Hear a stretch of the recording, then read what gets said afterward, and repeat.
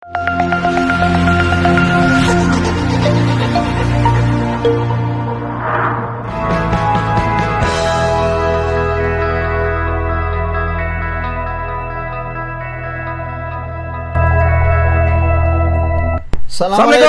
warahmatullahi wabarakatuh. Selamat sore Medan, kembali lagi bersama saya Arya Anarko dan sahabat saya Gusdir. Ya, hari ini baru kembali mengudara ya. Dan saya baru kembali nih. Dari mana? Dari ibu kota melihat situasi jelang-jelang pemilu ya. Pilpres ini yang semakin hangat gitu dan kan. semakin seru ya. Iya, betul. Semakin tidak terprediksi dan tidak menentu ini situasi politik. Ada yang mau ke sana, ada yang mau kemari, tiba-tiba ada yang katanya mencekik, menampar. Nah, ini betul nggak itu ya? Ini kayaknya nggak mungkin lah ya. Tapi mungkin nggak? Mungkin atau tidak mungkinnya itu kita yang pasti nggak boleh berburuk sangka lah ya. Nggak boleh berburuk sangka. Kita harus husnuzon sebelum ada rekaman CCTV-nya. Sebelum ada.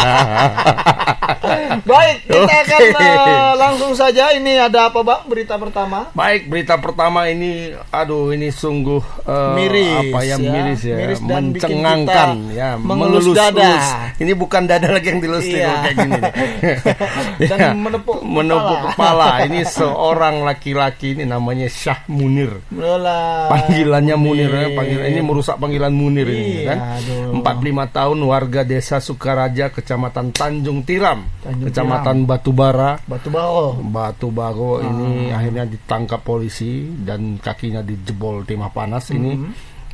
Kenapa Munir ini? Iya, karena melakukan pembunuhan dan pemerkosaan. Waduh. Sekaligus terhadap mertuanya sendiri. Astaga. Jadi Munir mencekik mertuanya dan merudah paksanya. Merudah paksanya.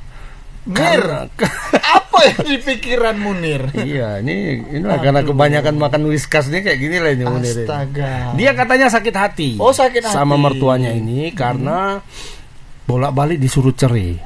Kenapa? Jadi dia mertuanya ini pengakuan Munir ya. Iya. Sama polisi. Jadi dibilangnya ini mertua saya ini suka kali memisahkan apa namanya tuh?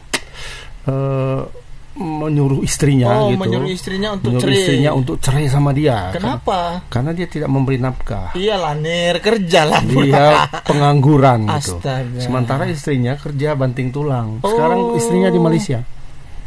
Walah, TKI. Nir. Nah, habis itu dia jadi sakit dia hati.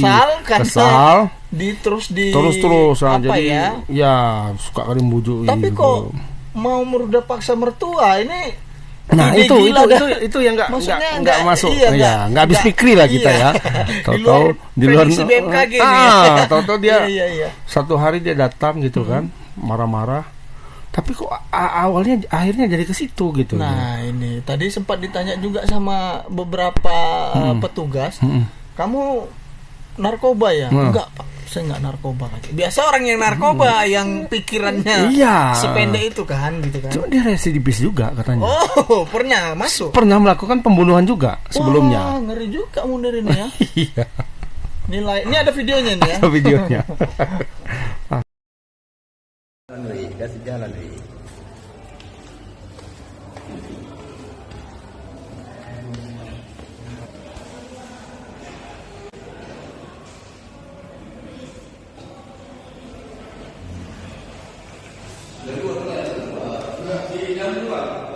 mengkerojuan kau mal. Pada kesempatan kali ini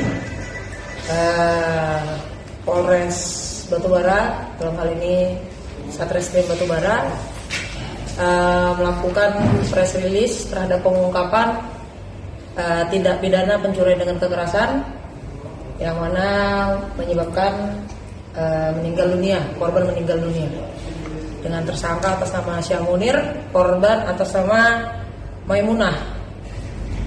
Statusnya sudah meninggal dunia.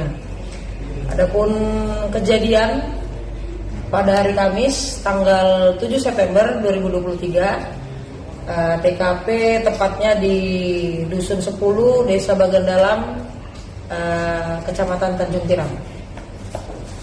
Kronologis kejadian tindak pidana yang dilakukan oleh Syah Munir ialah dengan cara memukul korban dan juga mencekik, lalu menyeret korban ke dalam kamar. Kemudian korban juga disetubuhi oleh tersangka. Ini kok bisa selera kok sama mertua kau udah tua? Hah?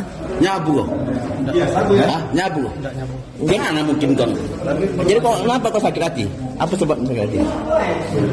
Saya dipisahkan sama anaknya. Oh, kau aja udah cerai sama anaknya. Udah berapa lama cerai? Sebulan setengah, Pak. Apa sebab mau kayak dipisahkan? Karena saya nggak ada kerjaan, Pak. Oh, nggak bisa menafkahi gitu. Jadi kau dendam? Berarti kau udah merencanakan itu ya? Berapa lama jadi berdua gitu, Bang? Berapa lama menikah? Saya nikah 20 hari puasa kemarin, Pak. Oh, masih baru? Masih baru, Pak. Pisahnya kapan? Pisahnya setelah 1 bulan setengah. Cerewet? Mertua Bang itu, kira-kira? Menurut saya luar biasa cerai. Iya. Oh, dia jadi biang kerok atas perpisahan dia. Karena dia nggak setuju sama begitu. Saya nggak ada kerjaan. Kalau perkawinan lo udah punya keturunan? Sama yang ini belum pernah. Oh, ini istri berapa? Sudah 3 kali berumah tangga, Pak. Berapa kali kau mainkan? Sekali, Pak. Gimana?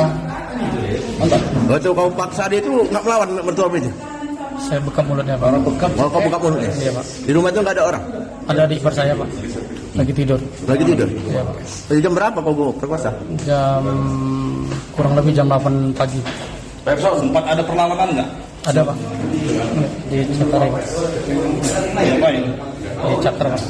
Waktu saya bekap, Habis itu kau cekek dia? saya piting, Pak. Piting. Sampai tak bernafas gitu? Enggak, Pak. Waktu itu masih bernafas. Bernafas. Terus? Sampai mati gitu gimana? Sekali. Ada penyesalan nggak? Menyesal kali, Pak. Betul, Pak. Sangat menyesal, Pak. Sebelumnya kau udah pernah masuk? Pengakuan Pak Munir tadi ya, aduh. Semakin mengelus dada kita ya. Iya. Baru 20 hari puasa kemarin menikah ya. Berarti baru berapa bulan kan? Ini pernikahan ketiga. Dan dalam menjalankan aksinya Munir membekap mulut mertuanya dan mencekiknya ya, Bang. Mencekiknya. Ada adiknya di rumah waktu itu ya, ada adiknya. Aduh, Pak adik Munir. iparnya katanya. Dan Setan apa gitu yang Iya. membisiki Pak Munir? Apakah ini kan setan nih banyak nih, Bang. Dia setannya kayaknya. Ada setan paret ya kan. Mungkin ini yang bisiki dia nih setan-setan paret nih, setan-setan comberan ya kan. Ya kan? Kok bisa ini gitu nggak kepikir seperti itu ya? Iya kan? Heeh. Tiba-tiba dia masuk, terus dia membekap mulut mertuanya, terus diruda paksanya. Ya, sekarang baru bilang menyesal ya, menyesal kali Pak. Iya, lah Nir udah 3 kali nyawa menikah kali dia Nir. kawin. Ya kan? Mungkin kita bisa tanya langsung Tanya lah ke ke teman kita Alif yang tadi liputan langsung. Nah, ini. Selamat sore Alif. Ya, selamat sore Bang Ari dan Bang Agus. Selamat sore Medan. Ya, Liv, bisa diceritakan sedikit nggak? Tadi kan kita sudah mendengar pengakuan dari Munir ini, kenapa dia tega melakukan ruda paksa dan pembunuhan begitu. Nah, kalau dari ininya gimana sih Nil? Dia kan sekarang istrinya di Malaysia. Apakah sebelum istrinya ke Malaysia dia dipaksa cerai atau setelah istrinya di Malaysia? Ya, terima kasih Bang Arai, terima kasih Bang Agus.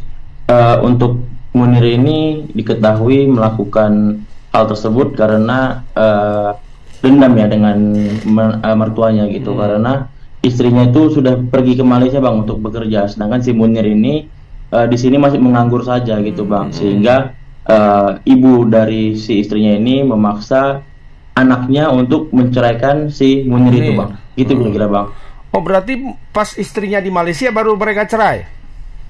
Ya Bang, benar Bang. Karena menurut dari sang ibu, kenapa seharusnya kamu laki-laki yang bekerja, bukan anak saya yang bekerja. Oh, harusnya Pak Munir yang pergi ke Malaysia gitu ya, sebagai TKI ya, dan Bang. istrinya. Dalam artian Munir ini menumpang hidup dengan anaknya Bang, gitu Bang.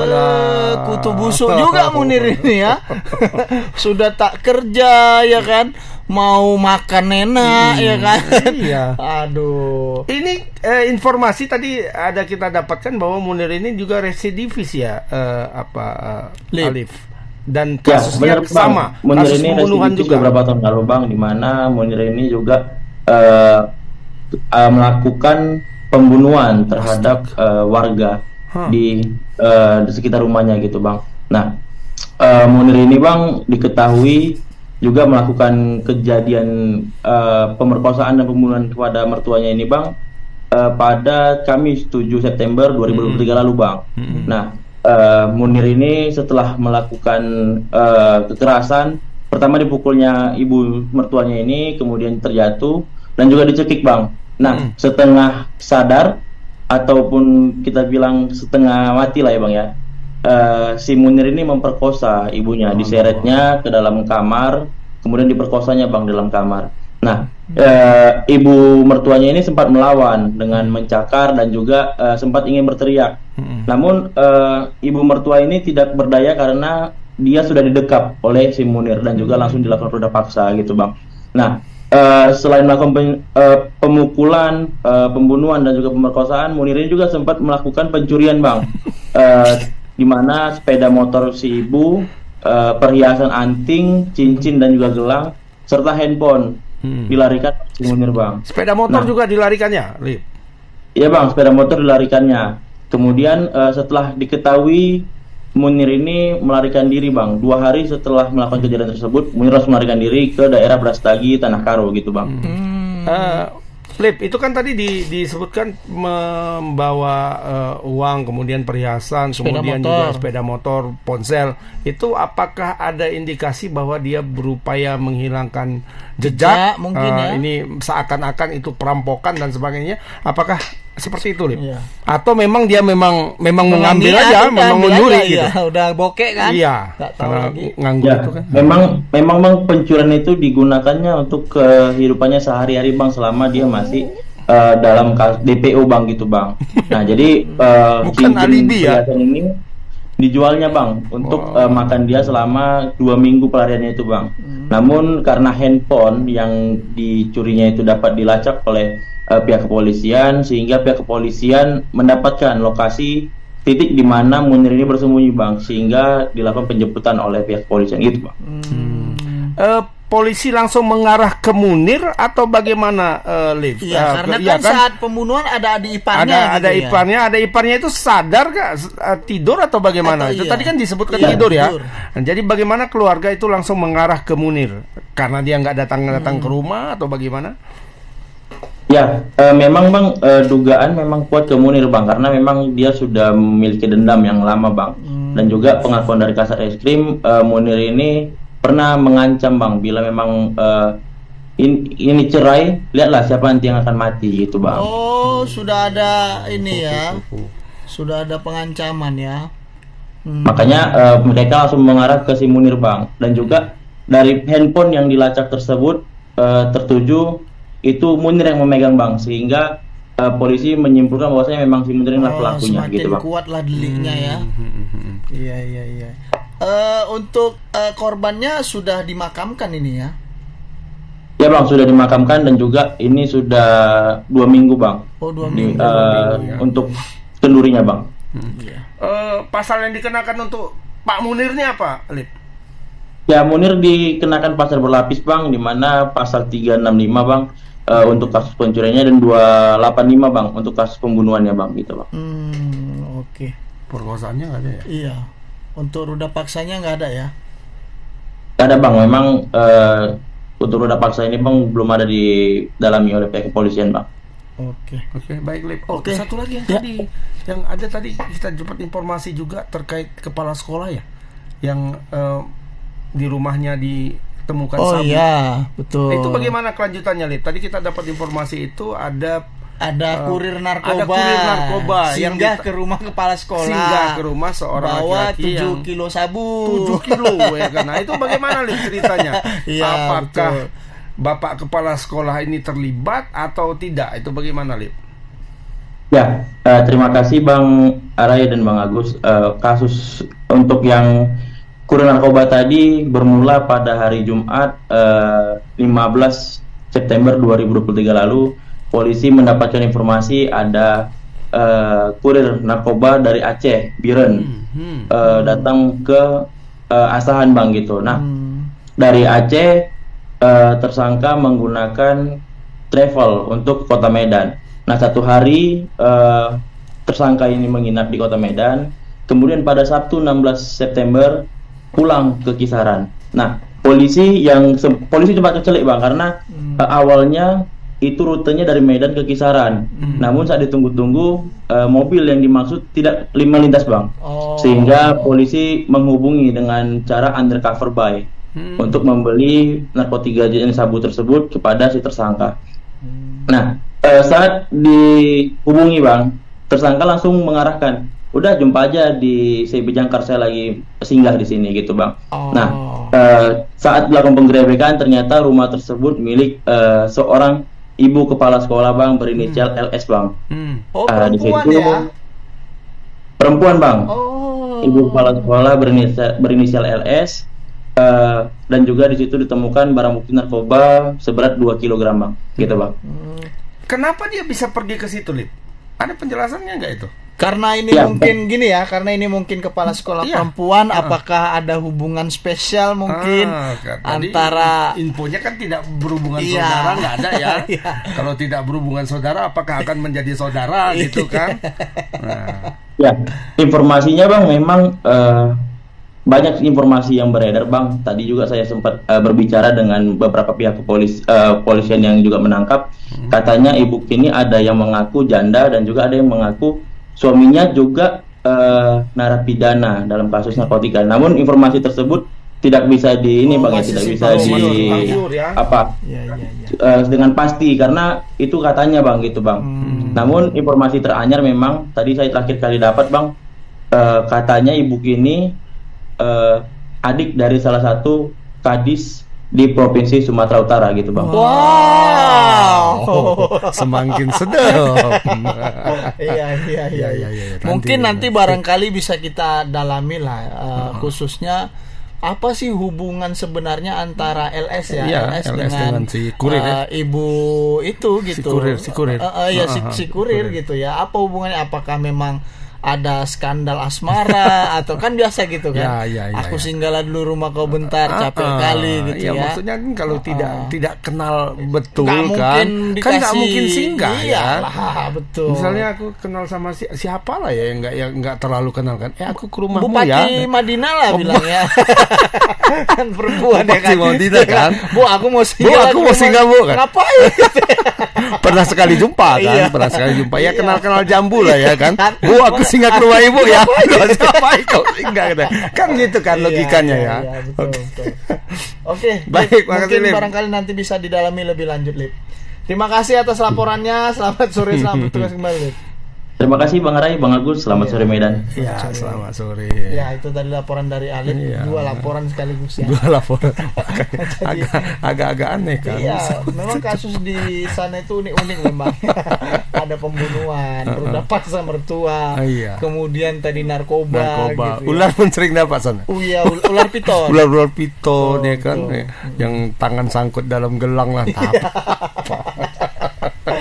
Ya itu laporan dari Alif ya. Ada 2 kasus kita gandeng lah ya dengan tadi sabu-sabu tadi ya. Karena memang unik ya kan. Nggak kenal kok bisa singgah. Kita ketemu di sini aja gitu. Ya, ini harus diselidiki lebih lanjut lah. Baik, kita ke berita kedua, ini terkait dengan narkoba juga. Ini apa lagi? Undercover buy juga. Undercover buy oleh polisi dan pelakunya adalah seorang nenek-nenek. Astaga.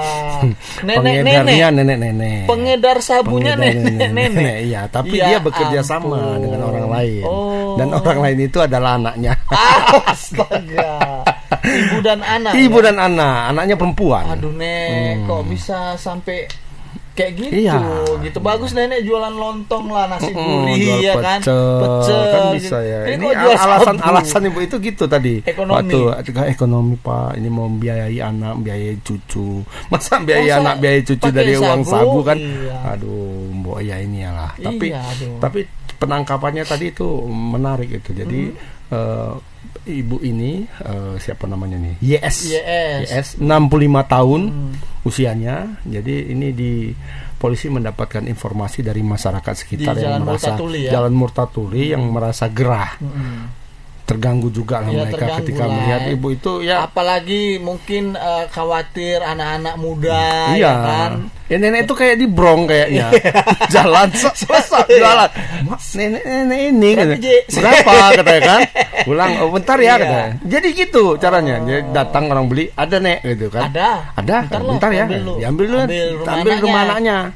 Nah, selalu seperti itu. Nah, termasuk karena informasinya seperti itu, polisi datang. Polisi nyamar. Undercover buy kan, gitu ya. nek bagi berapa? Oke, bentar ya. Gitu bentar ya, sebagai kasih cep, dapat tanya pegang langsung, gitu.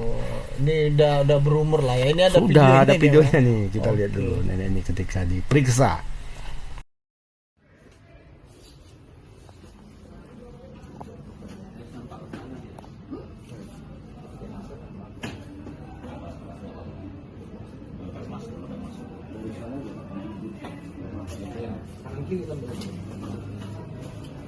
Agak ibu kerjain juga. Oke, ya. Oke, jadi ibu ini kemarin ditangkap gimana ceritanya bu? Bener ini barang buktinya ya? Iya. Ada sabu ya, ada uang sama ada klip ini ya bu ya? Uang anak saya ngasih. Iya, tapi dari ibu kan? Maksudnya diamankan dari ibu, kan gitu ya? Kemarin sabunya ini gimana ceritanya bu? Ada anak gitu ke lorong 5. Lorong 5 ini paket berapa ini bu? Kasih uang 120. Oh, 120.000 dapat ini barangnya. Oke, waktu itu ibu suruh tunggu atau gimana? Cara sistemnya ibu biasanya gimana untuk bisa dapatkan sabu ini? Polrestabes Medan melakukan penegakan hukum berdasarkan informasi yang kami peroleh dari masyarakat adanya peredaran ataupun jual beli narkotika di wilayah Polrestabes Medan, sehingga kami melakukan penyelidikan dengan teknik undercover buy atau pembelian yang terselubung, sehingga pada hari Senin tanggal 11 September 2023 sekitar pukul 16.00 petugas kami berhasil mengamankan dan menangkap seorang perempuan inisial YS umur 65 tahun dengan alamat di Jalan Mutatuli, Kecamatan Medan Maimun. Adapun penangkapan ini diawali dengan teknik pembelian terselubung. Petugas kami menyamar sebagai pembeli narkotika dan memesan kepada Ibu YS ini, sehingga dan Ibu YS ini menyanggupi untuk memberikan sabu yang kita sita seberat 0,12 gram dengan pembelian 120.000. Pada saat ibu ini memberikan sabunya, petugas langsung menangkap dan memperkenalkan diri bahwa yang menangkap ini adalah polisi yang menyamar dari Polrestabes Medan, dan berdasarkan dari hasil pemeriksaan, menurut pengakuan tersangka sudah 10 kali melakukan jual beli sabu ini dalam kurun waktu 1 bulan. Dan untuk teknisnya, tersangka mengambil, setelah ada yang memesan, tersangka mengambil sabunya ke rumah salah seorang putrinya yang saat ini sedang buron dan petugas kami sedang mencari. Setelah mendapat, kemudian sabunya diberikan dan uangnya diberikan kepada anak-anak tersebut. Nah, ini tadi kalau kita dengar Bang, anaknya kayaknya lari ya. Kurang ajar juga ini anaknya. Iya. Udah mamanya ditangkap, lari dia. Makanya perlu dipastikan lebih lanjut ini. Anaknya residivis juga. Makanya katanya, apakah memang ibu ini murni betul-betul atau hanya disuruh ya? Iya, itu. Kadang kan anak-anak durhaka kayak anak ibu ini kan gitu, "Mak, kasihkan dulu Mak," katanya. Biar ada uang apa. Karena anak-anak gitu, "Mama ya udahlah. Daripada apa, aku pun dapat uang dari situ," pikirnya kan. Tapi masa nggak ngerti Bu itu? Kayaknya ngerti lah dia ya. Kayaknya itu narkoba. Tadi dibilang paketan berapa Bu? Cepet 20 katanya. 20 ya, tahu dia berarti kan. Kalau yang lugu-lugu itu kan nggak tahu saya Pak. Tahu saya Pak. Ini kan kayak gini. Anak-anak saya ini. Nah, saya suruhnya nanti kalau ada orang beli kasihkan katanya. Kupikir ya garam misalnya kan dibilangnya gitu kan. Ini kan tahu dia pakai berapa? Pakai 20 katanya. Ya mungkin Bang bisa kita tanya langsung ke reporter kita ini ya. Ya. Ada Alfiansa. Ada Alfiansa yang ikut nangkap tadi. Ikut kayaknya ikut nih. Ikut. Selamat undercover bayu.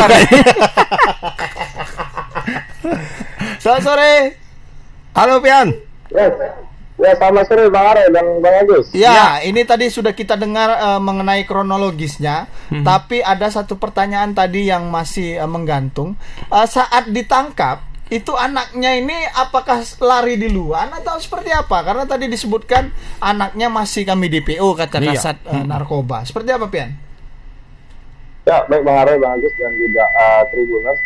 Ya memang waktu penangkapan yang dilakukan oleh Kasat Narkoba Polrestabes Medan ini si pelaku ini ditangkap di dekat rumahnya. Nah ketika ditangkap anaknya yang mengetahui mamanya ini ditangkap polisi kemudian melarikan diri begitu. Nah setelah dilakukan penggeledahan juga di rumahnya itu tidak ditemukan barang bukti lain, hanya saja narkoba sabu itu seberat 0,12 gram yang rencananya itu diberikan kepada polisi yang melakukan penyamaran begitu untuk menangkap dari si ibu ini. Sementara anaknya itu sudah melarikan diri. Nah menurut keterangan polisi juga anak ini merupakan residivis dengan kasus yang sama juga Bang. Saat ini polisi masih memburu keberadaan anak yang merupakan anak perempuan dari si YS ini Bang. Begitu Bang. Berarti anaknya keburu kabur dan saat ini lagi diboron ya. Yang diboron ini perempuan ya Pian? Ya kebetulan anak ibu ini perempuan, dia memiliki 5 orang anak dan 11 cucu Bang. 5 anak dan 11 cucu. Dari yang anak yang kabur ini apakah sudah berumah tangga? Ya sudah berumah tangga juga Bang. Kebetulan ibu ini itu merupakan seorang janda. Nah menurut pengakuannya itu memang hasil penjualan sabu yang dilakukan oleh anaknya bersama dia ini itu untuk memenuhi kebutuhan sehari-hari Bang, karena si ibu ini juga tidak memiliki pekerjaan, termasuk juga anaknya Bang. Kalau jualan sabu udah nggak kebutuhan sehari-hari lagi tuh kan? Ada kebutuhan dugem, ada kebutuhan ya sepak. Tapi tadi sempat diperiksa juga ya ibu ini urinnya ya Pian. Apakah dia positif atau negatif? Ya sempat dilakukan pemeriksaan juga dengan polisi, namun hasilnya itu negatif Bang. Dia tidak memakai narkotika jenis sabu Bang. Berarti hanya menjualkan saja ya? Ya, menurut pengakuannya dia hanya membantu anaknya ini untuk menjual narkoba itu Bang, karena melalui ibu inilah dipesan narkoba itu di kawasan Mutaturi dan setelah dipesan ibu ini mengambil ke anaknya di rumah Bang.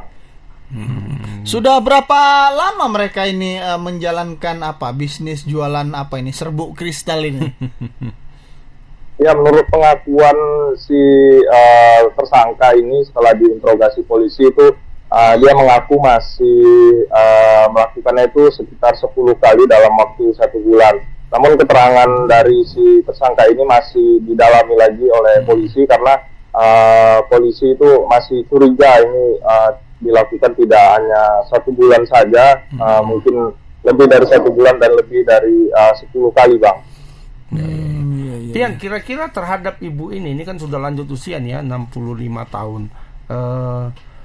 Apa hukumnya gimana, penahanannya? Apakah dia ditahan dan kemudian pasal yang dikenakan apa Pian? Apakah sama dengan yang lain-lain gitu ya, yang Ya, sampai saat ini masih dalam proses pemeriksaan ya Bang, karena memang kemungkinan ibu ini akan dilakukan penahanan karena dia ini bukan merupakan pemakai ataupun korban penyalahgunaan guna narkoba. Dia ini merupakan Halo?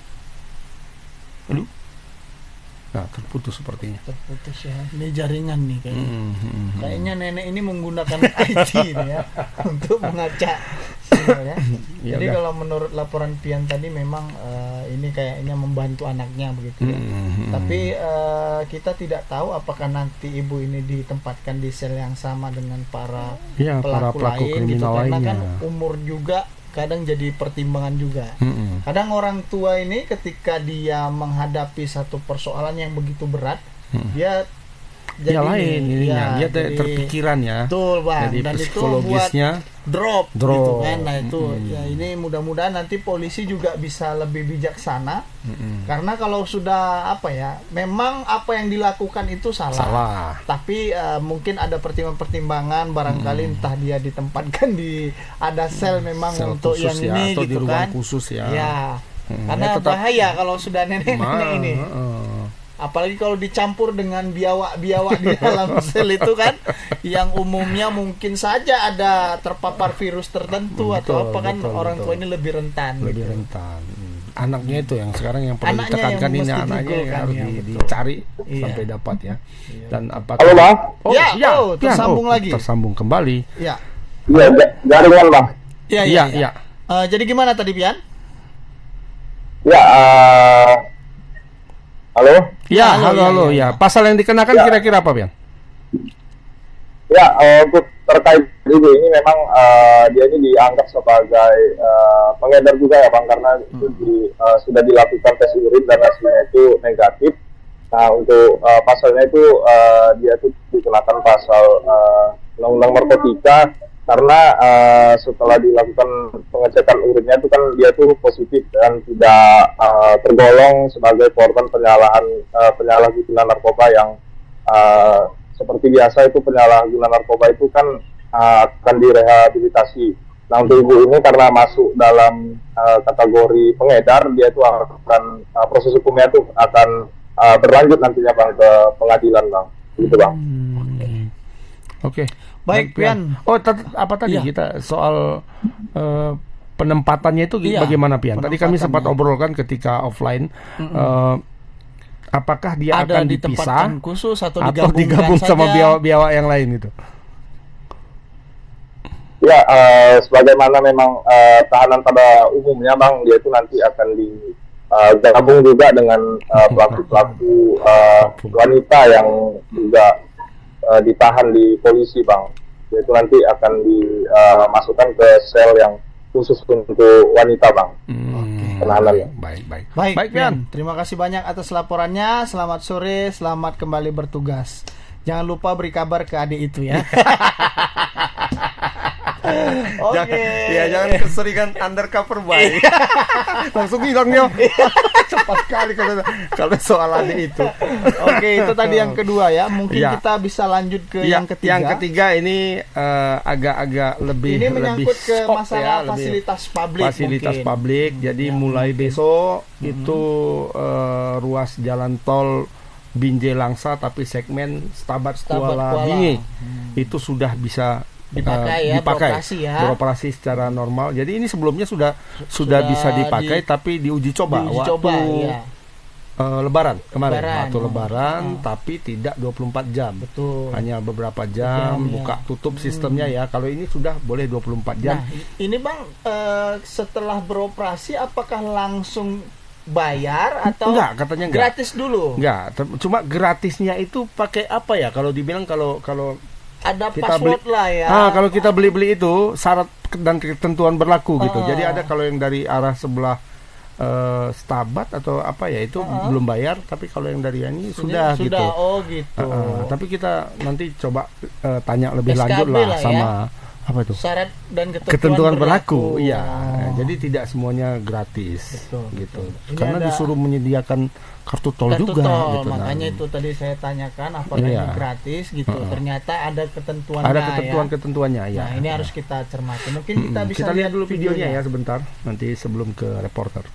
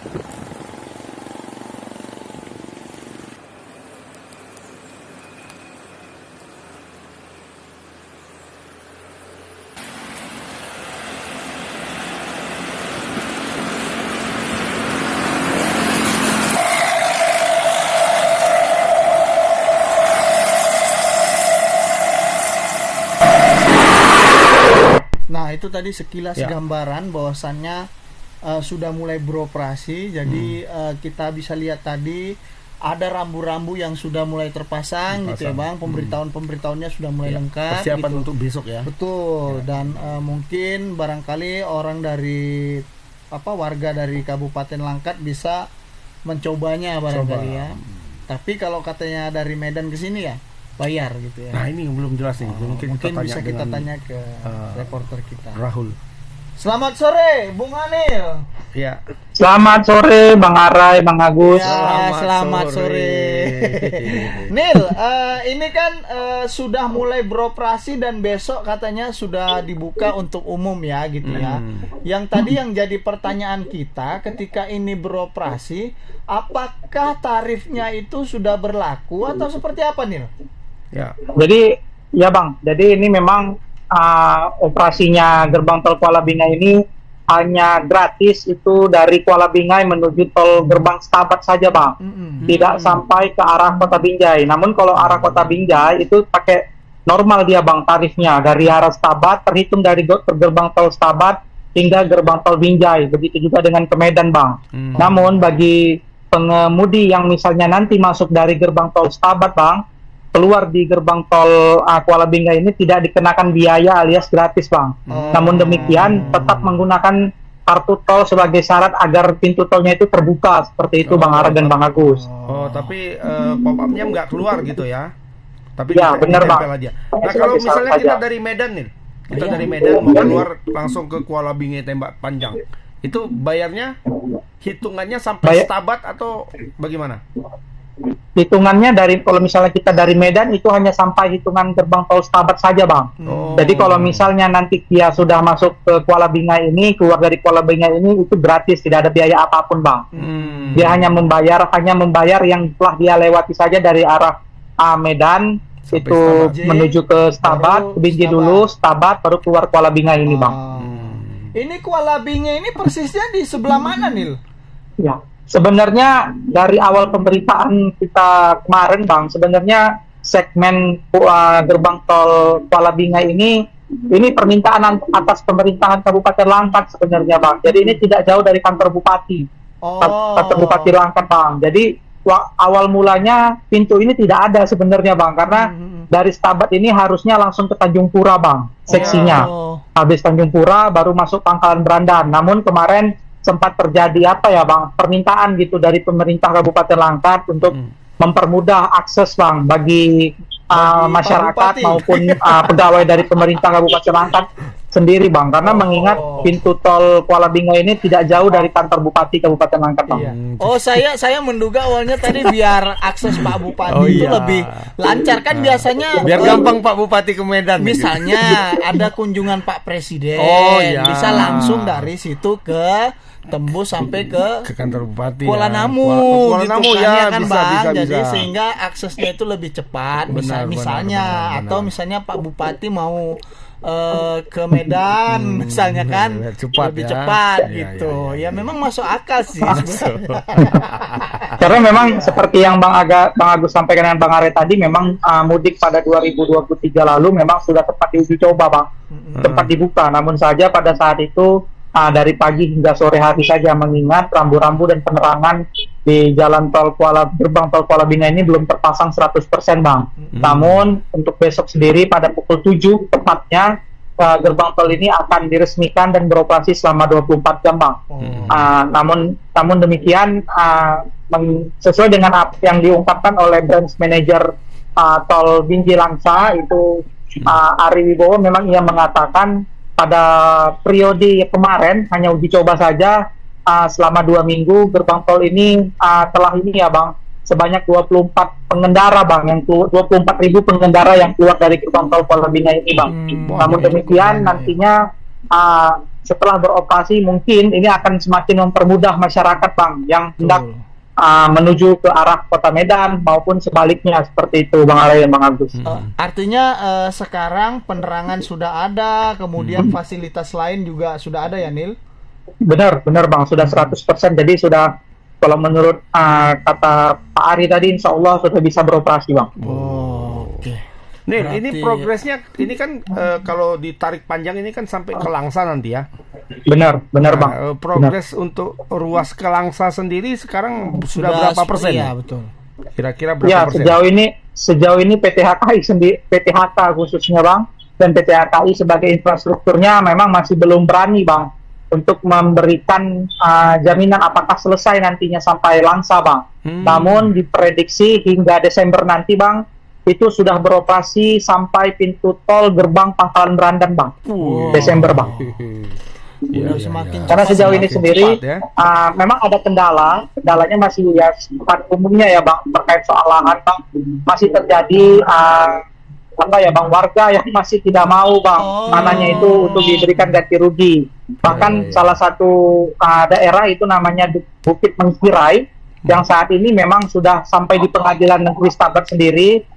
Sudah selesai sebenarnya Bang, dan akan nanti kemungkinan akan digusur paksa Bang, karena ada beberapa memang menurut orang HKI sendiri mereka sudah beberapa kali berkomunikasi, bahkan ganti rugi yang diberikan kepada masyarakat termasuk cukup besar, namun masyarakat yang menurut PT HKI sendiri ganti rugi itu belum mencukupi seperti itu Bang.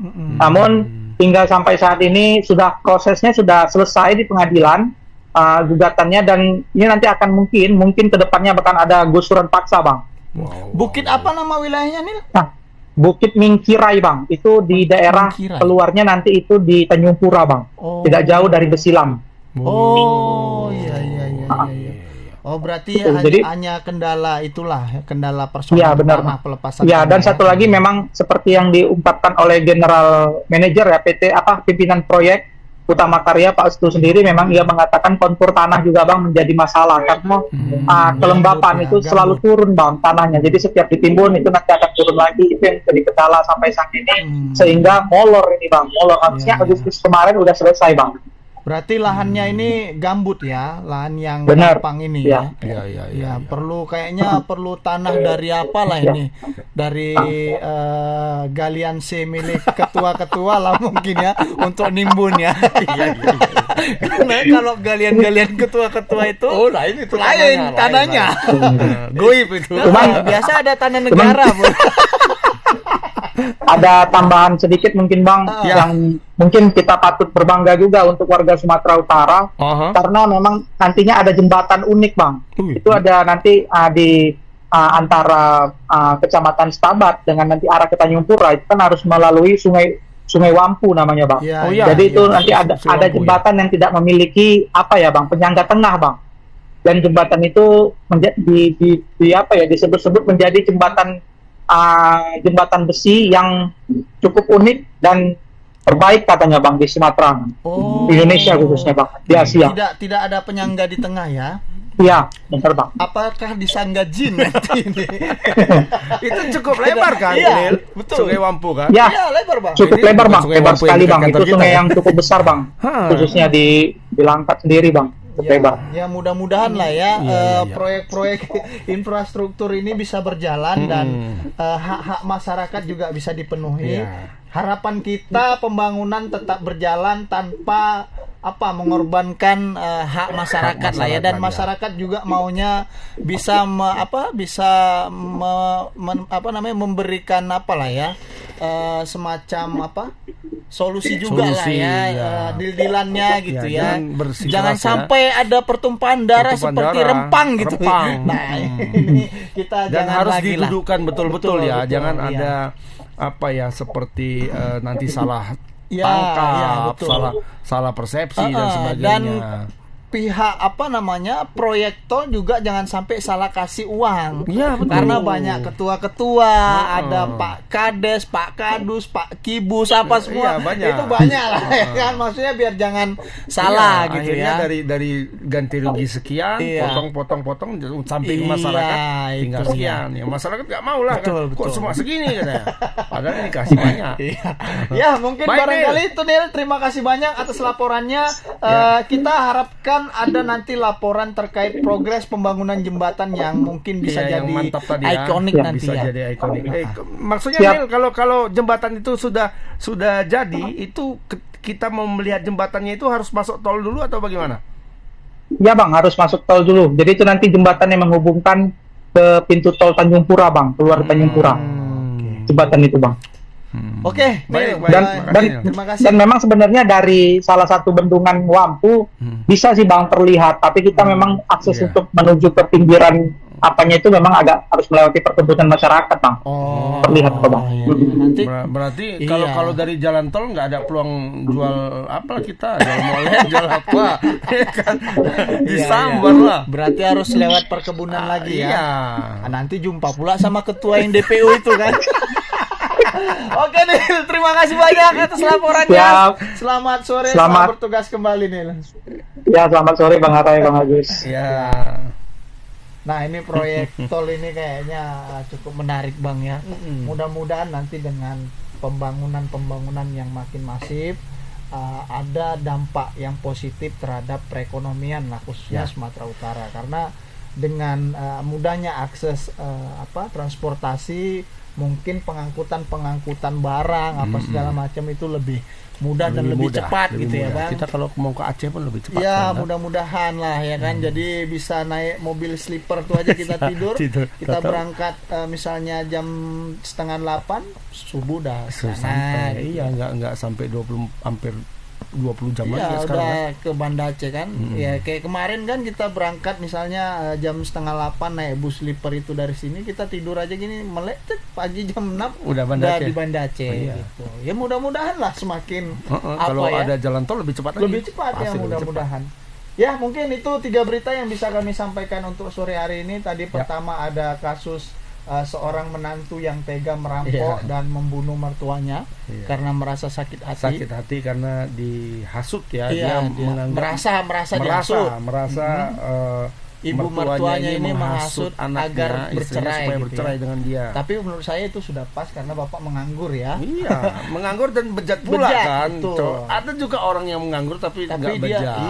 Dia selalu berusaha. Iya, berusaha mencari pekerjaan, cuma tidak beruntung misalnya kan. Betul. Dan dia di dalam rumah tangga misalnya karena nggak bekerja ya dia yang nyuci. Iya, dia mengambil alih ini. Jadi bapak rumah tangga lah dia ya kan. Betul. Nah ini kasus semacam ini tidak patut dicontoh gitu. Nah, itu yang pertama. Terus kemudian yang kedua tadi ada nenek-nenek yang jualan narkoba begitu ya. Ini juga tidak patut kita contoh. Nah barangkali kalau misalnya alasannya ekonomi kita masih punya cara-cara lain lah. Masa kesulitan ekonomi jadi alasan gitu ya. Iya betul. Sabu kan ya minimal kalaupun berat-berat kali bisa ngadap camat atau jumpa wali kota minta modal lah ya kan. Daripada jual Pak aku mau buka kedai sampah bantulah aku gitu ya.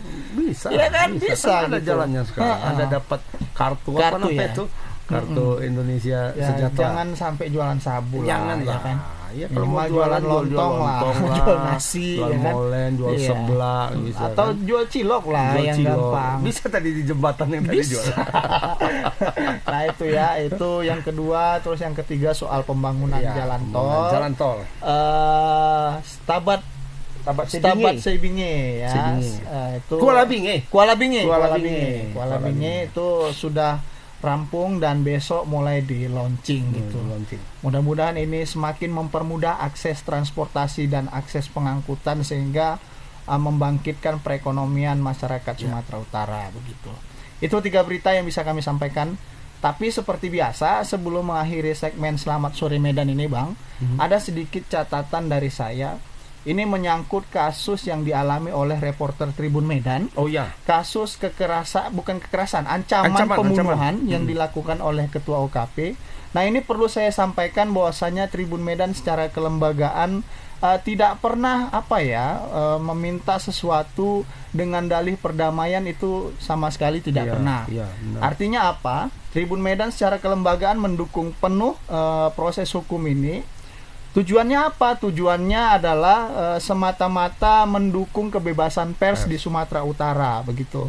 Jadi tidak ada alasan ketika misalnya ada orang yang datang misalnya mengaku-ngaku mewakili Tribun Medan untuk melakukan perdamaian, itu kami pastikan tidak. Itu bohong dan silakan laporkan, tangkap dan penjarakan begitu Bang. Karena akhir-akhir ini banyak sekali orang-orang yang mengatasnamakan begitu, coba-coba gitu ya datang ke keluarga terlapor ya, katanya bisa memediasi apa segala macam. Itu kami tegaskan itu tidak ada, bukan dari Tribun Medan. Dan korban sendiri sudah sepakat untuk meneruskan kasus ini ke pengadilan begitu ya. Jadi jangan lagi ada drama-drama begitu ya. Apalagi ke teman-teman wartawan gitu. Saya juga heran dengan teman-teman wartawan sebagian ya, oknum-oknum ini yang justru kok malah mendukung tindak kekerasan ini dengan coba-coba mau mendamaikan begitu ya. Janganlah karena alasannya dia punya anak, kasihan lah. Terus yang diancam nggak kasihan gitu.